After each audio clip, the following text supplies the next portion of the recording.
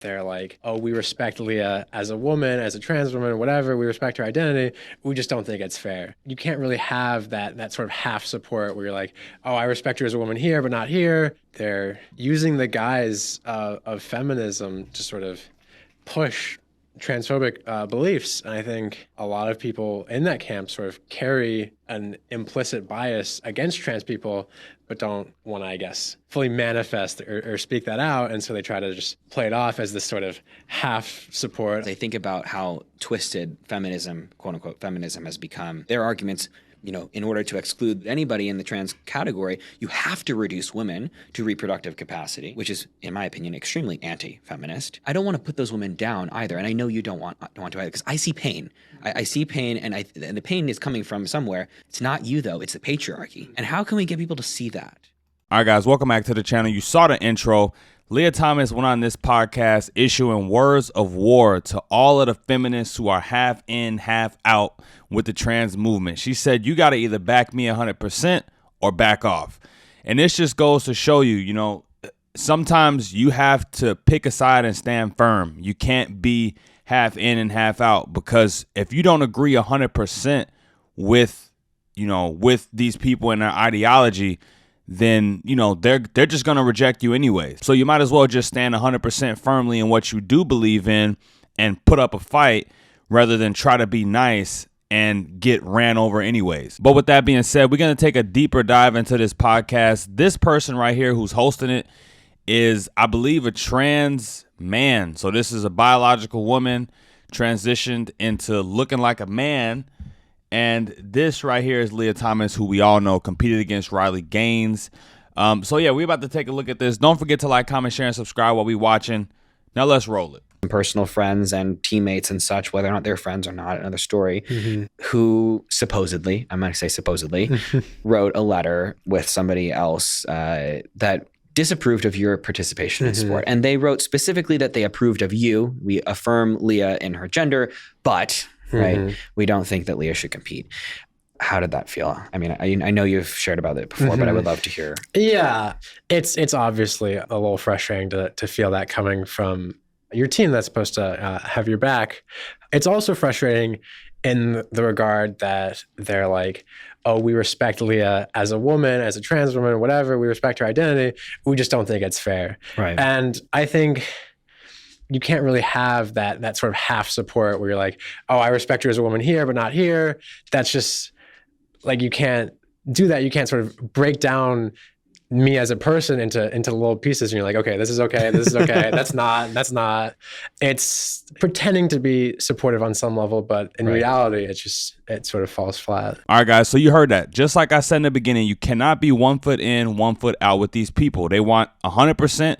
Or nothing. And to Leah Thomas's point, it doesn't make sense. How are you going to say that I affirm the gender of Leah Thomas as being a woman, which we all know that they aren't, and then turn around and say that they shouldn't be allowed to compete in sports with women? Well, if they shouldn't be allowed to compete in sports with women, then that's not a woman. And you have men and women alike who both, go along with this transgender ideology and the trans movement and the delusion that resides in it.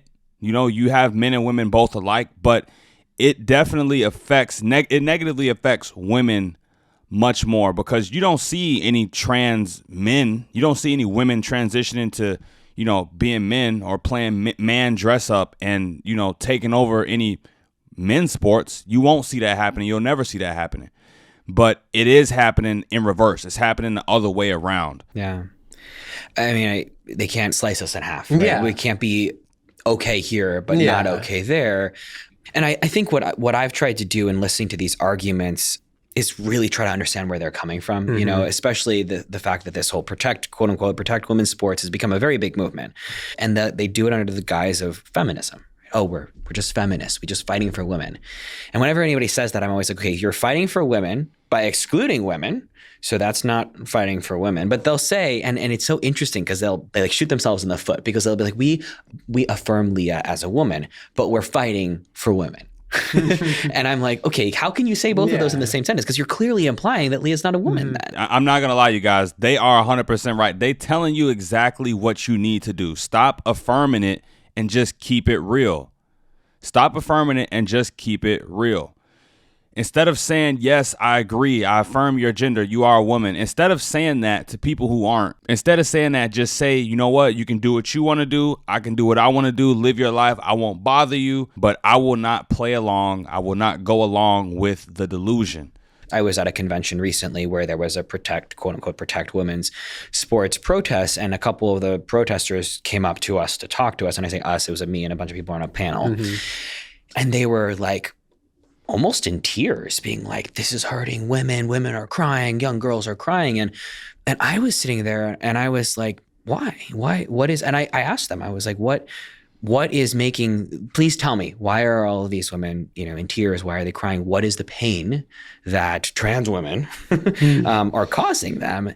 And the answer was something about opportunities being taken away. And first of all, it's the same exact arguments that came up when Black women began to be in sports first, which, it's just, you don't want a woman who doesn't look like you, perhaps, or who isn't fitting your version of woman. Oh, no. Did she really just say that? Did they really just say that? Wow. A Black woman is a woman at the end of the day and does not pose anywhere near as much of a threat as a biological man does in women's sports. So don't even try to lump those two things together. I can't even believe that they just said that. The mental gymnastics going on here is astounding. Womanhood to win. But really, and I think this is the part that people are, again, missing, is that then they're enforcing this concept of like, when somebody wins, whoever they are, if you don't like what sort of they fit or don't, we should call it unfair, instead of teaching everybody in sports to be resilient to losing, right? Or resilient to not winning, whatever it may be. I think about that moment a lot because I think about how twisted feminism, quote unquote, feminism has become. And it's turned into feminism is excluding women, first of all, which it's not. It's reducing women. Their arguments, in order to exclude the people like you, in order to exclude anybody in the trans category, you have to reduce women to reproductive capacity, right? Which is, in my opinion, extremely anti-feminist. I'm trying to figure out how we move through it. You know what I mean?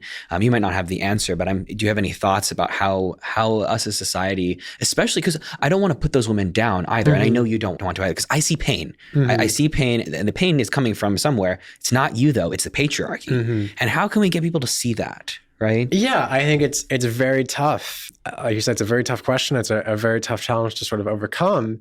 I think a good spot is sort of trying to take this element of transphobia, and even more specifically transphobia in sports, and putting it into a broader context and sort of seeing how it fits in broader systems of trying to control people and control people's bodies and exclude anybody who doesn't fit a certain mold. Because at the end of the day, everybody's trying to, under feminism, under a true feminist, is everybody trying to come together to sort of break down these patriarchal ideals of what a woman is and who can be a woman, and sort of open that up to the very broad range of possibilities that there are. You see, this interview is actually very telling. This podcast is very telling.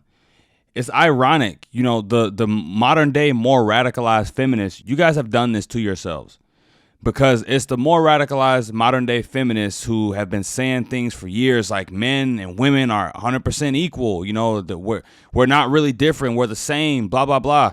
And like I mentioned in a video not too long ago, when I first started this channel, feminism was actually something that I used to talk about on a regular basis.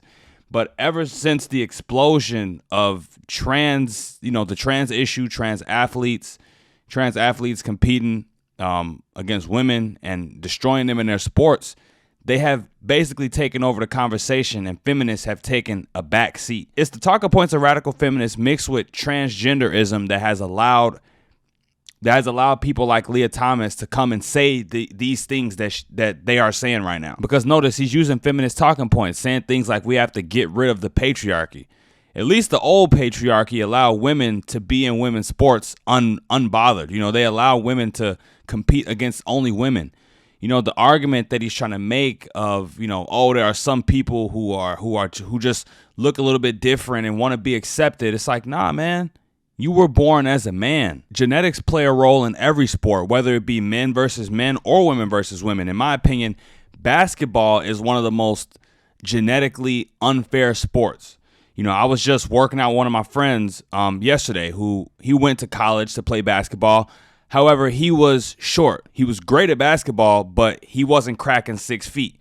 So although he had a lot more skill than a lot of the guys who he played against, he was benched and he wasn't selected as much as the guy who was 6'4" was, or the guy that was 6'3", 6'5", all because of genetics. But you can't use that argument and conflate it with you being born a man and competing with women and just saying, oh, it's just genetics and, we're all women and we should, all be. No, it doesn't work that way. So knowing the data and statistics behind, Gen Z, the younger generation, being progressively more into the gender ideology movement, knowing the fact that common everyday people in low places, people in high places like government, don't speak common sense to this issue, I definitely think it will increasingly become more of a threat and worse for these young women competing in sports. It will be worse for them to deal with and to contend with as we move forward into the future. I really don't think we've seen anything yet. There are plenty of things going on in society nowadays that we just see as normal and we just see as progressive. But some of these things, we have no idea how they will, play a role and how they will affect our society. But in the name of tolerance and acceptance, we allow certain things to become the new norm when they shouldn't be, quite frankly. I'm scared to look at the future.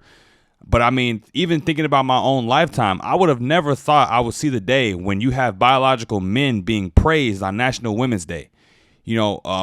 Men just killing women in women's sports, breaking women's records, and biological men winning awards. So I think we just scratching the surface with all of this, but that's just my opinion. But yeah, guys, that's all I got for this video. Like I said earlier, I used to talk about feminism a lot more on this channel.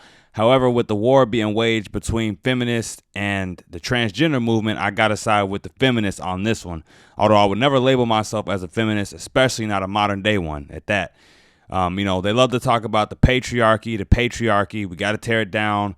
However, I think in a healthy patriarchy and a good patriarchy, men do stand up to protect women. And the patriarchy has granted women plenty of things, and women have, gained unlimited choices nowadays, and it's just funny how the feminist talking points are being weaponized and used against them today by men who are dressing up as women or who are transitioning to be women.